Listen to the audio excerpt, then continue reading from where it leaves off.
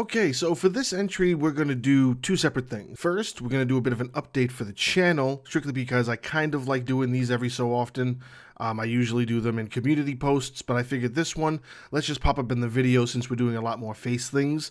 I tell you guys straight up instead of writing a whole long post about it. Now, if you came here strictly for the movie we're going to talk about, I'll put the time frame of when the actual review for the movie starts in the description, and I'll try to pop it up on screen as well. Skip to that time frame and then you'll get straight into the movie. If you want to hear the channel update, I'm going to get into that really quick right now. So, a few things regarding the channel in and of itself. Number one, unfortunately, like I said in the last entry I did, there was still supposed to be the podcast up and running for these specific videos.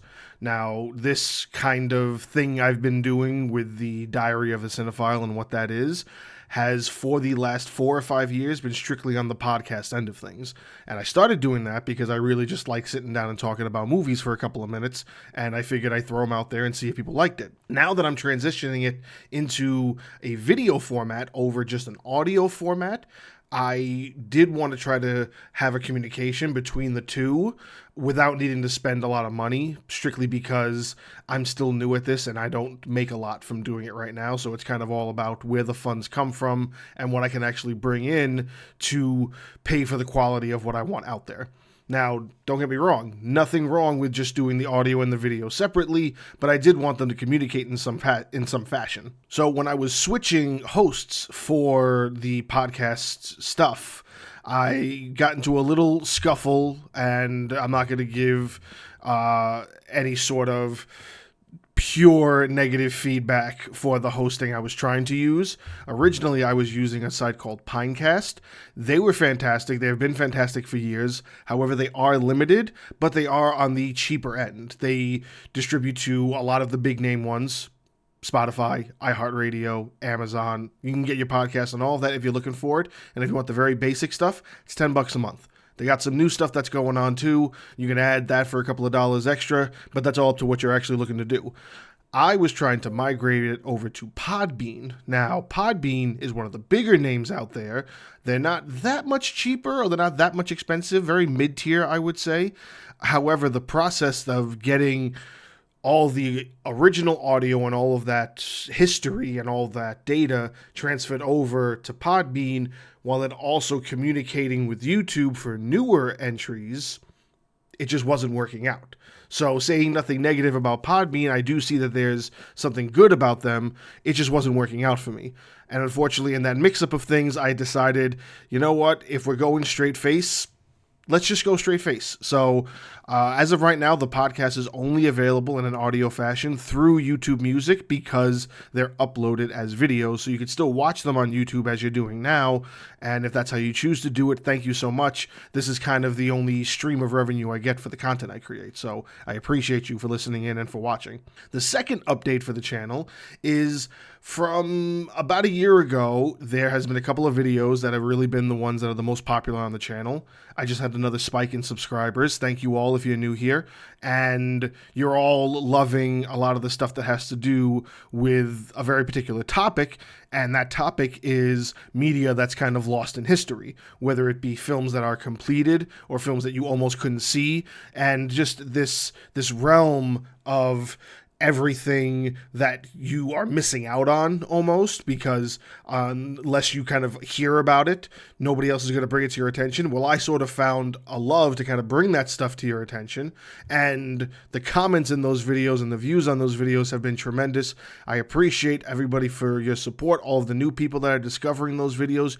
You guys are great, and I'm noticing that there's a real big need for that, so I'm trying to push out more content that's pushing in that realm, the kind of lost media angle of things.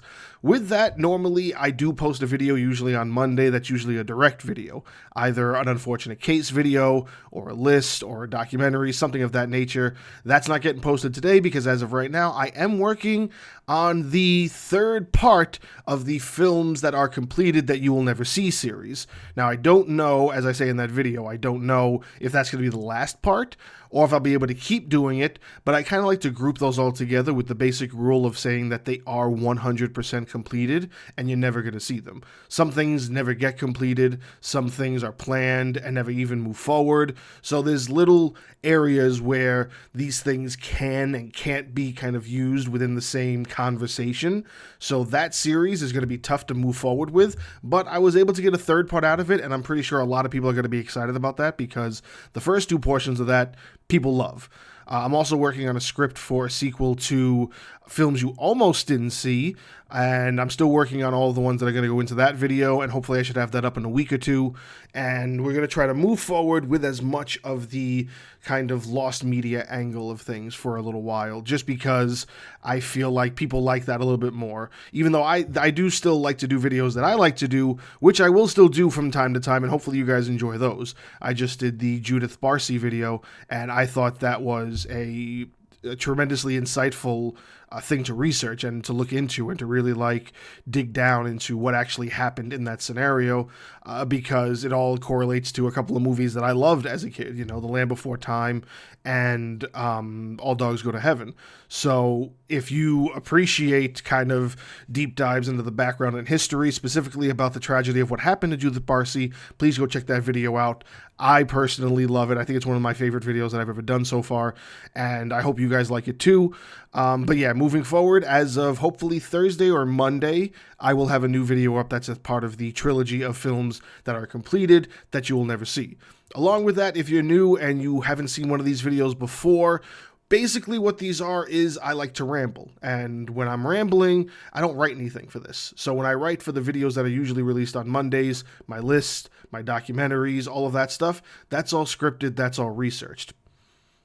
That's not what I do here. This is me off the cuff. I'm just going to talk from the heart and explain and express things as they come to me in whatever I'm talking about. And that's why I don't necessarily consider them to be review videos, because I am talking about the movie or television show in question, but I also don't strictly say that this is a review, because I don't think it's a review. I think it's more of a discussion, because I talk about the negatives and the positives, and I talk about the things that I like and the things that I understand, whether or not people like or they don't like. And none of it is scripted. It's all off the cuff. It's all just stuff that I'm going to be saying as I'm looking at, say, web pages or just going off memory right in front of you right here on the spot. So if you appreciate that, I would hope you do check out a couple of the other videos that are in this series. They date back, a few years. This is episode 285, entry 285. I actually don't like saying episodes for this because this is a diary, and it is a diary because that is why it's unscripted. It is just meant to be the emotional reaction to what we're talking about. So now let's get into the movie that's meant for this entry, and that's 2024's Unfrosted. It's a Netflix original movie that came out about 7 or 8 months ago, actually. Yeah, because it would have been earlier in the year, but not this early since we're already in January. But it came out on Netflix. It's created by Jerry Seinfeld and a couple other people. It also stars Jerry Seinfeld. It's also directed by Jerry Seinfeld. And it's about it's not real. It's not the real story. Has nothing to do with the actual events of how Pop-Tarts were created, but it's this parody of a joke regarding the idea of how Pop-Tarts were created. And I think if you go into it with that perspective of not taking it seriously, it is sort of a biopic, but it's also mockumentary. This isn't really how it happened, and that's obvious right off the bat. And if you go into it with that and you kind of try to have a little bit of fun with it, you find an enjoyment in it. Now, unfortunately, not many people thought that it was that enjoyable. It's got very much mixed reviews across the board. Rotten Tomatoes, it's got a 40 by the critics and a 50% by the audience. And I'm on the 50% that think it's actually worthwhile, just because it's a fun movie. I'm not going in there thinking it's going to win any awards. I'm going in there trying to have a little bit of fun. Now, that's just for the Rotten Tomatoes. Letterboxd has it at something around, 2.1 out of 5 stars. IMDb, 5.5 out of 10 stars. Metacritic, 42, 4.7. So it is very middle of the ground. It's all about whether or not you go into it with this appreciation for what it is they're sort of trying to do, I guess you could say.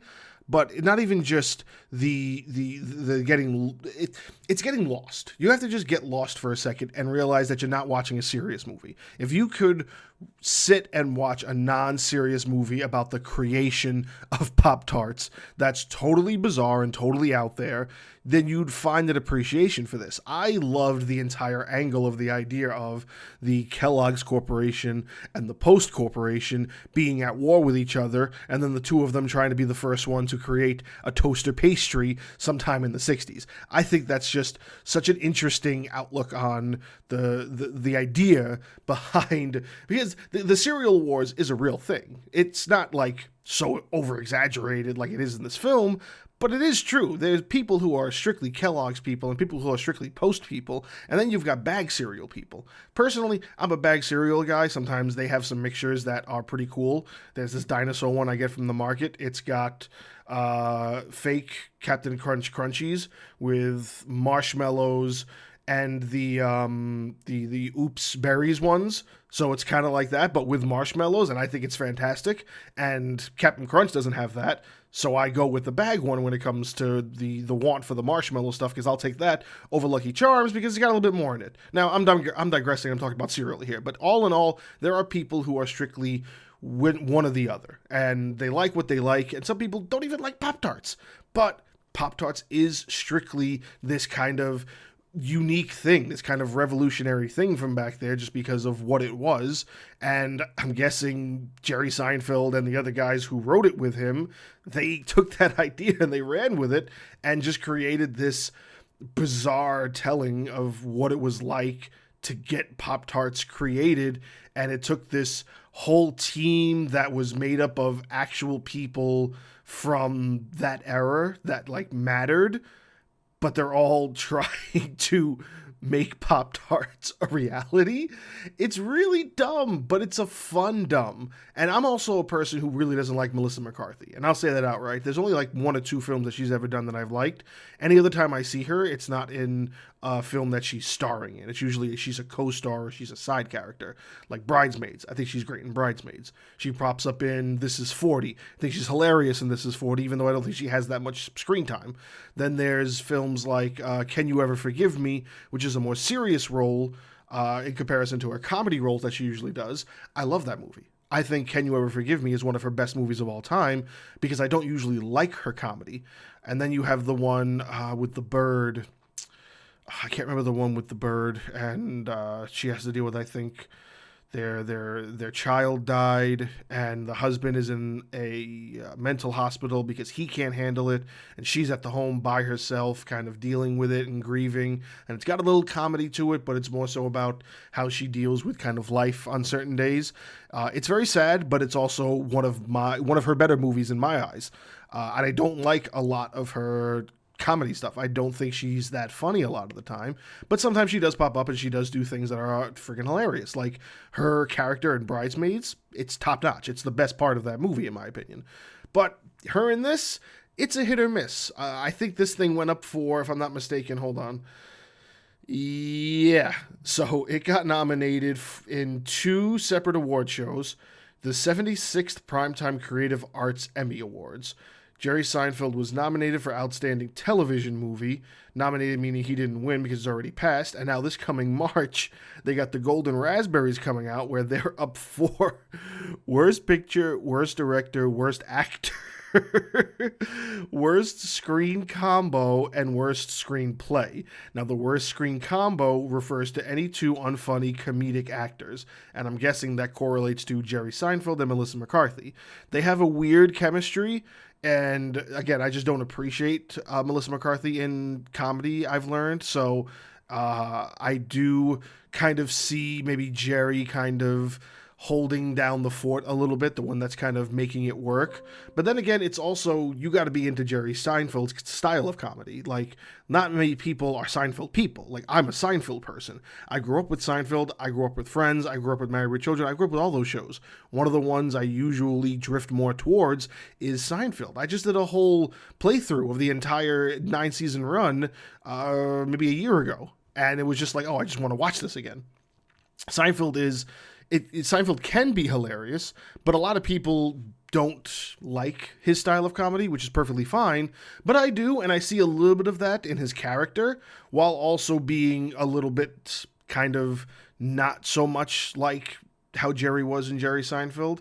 But it is still a little bit like Jerry Seinfeld, sort of. It's actually surprising to me that he had nobody else kind of pick up in this along with him. But for what he did and for what he was able to accomplish, I think he accomplished a pretty solid film, a pretty interesting take on a sort of pseudo retelling of history, even if there's really no history whatsoever. I haven't even looked up what the actual story is of how Pop-Tarts came about, but if I did, I know it wouldn't be anything close to what this movie was doing, but I knew that, and I appreciated that within the first 10 or 15 minutes that I was going to see something that was just meant to be sort of making fun of it, in a way. While also just being enjoyable. Like, I thought from start to finish, I really didn't have any complaints about it. I was reading reviews about people saying they fell asleep halfway through. I mean, listen, my wife fell asleep halfway through 7 Pounds, the really sad movie with Will Smith that came out like 8 years ago, and she did that twice. People fall asleep during the weirdest movies. I got a friend of mine, he fell asleep during the first Dune film. People fall asleep during movies doesn't mean it's bad. It just means you suck at watching movies. I'm sorry. But for me, I found enjoyment in it, and I lean more on the positive side when it comes to its reviews. I'm also going to say it's not for everybody. It's got to be your kind of taste in comedy, and it's also got a lot of people in it. John Hamm has a very weird kind of cameo in it, and it's freaking hilarious.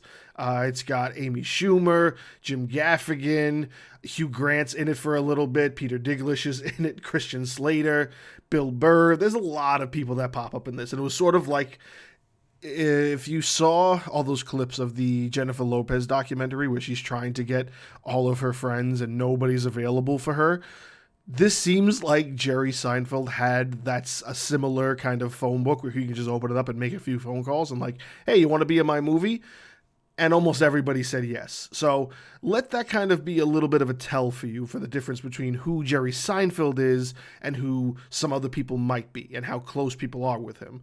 Because there's a lot of people that pop up in this movie that you sit there and you go, yeah, they're in here because Jerry asked them to be in here. And maybe now he owes them a favor, or maybe they all already owed him a favor. Who knows? But all in all, I thought the movie was great. I thought the movie had a lot of uniqueness that was enough to keep me intrigued simply because of it's so over the top. And that over the topness was something I found an appreciation for.